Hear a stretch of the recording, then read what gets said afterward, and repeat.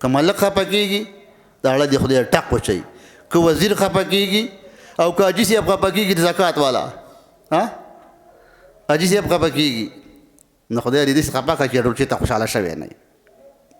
فضول کار، عبث کار، دنیا پیدا پکې نشته، د آخرت پکې نشته.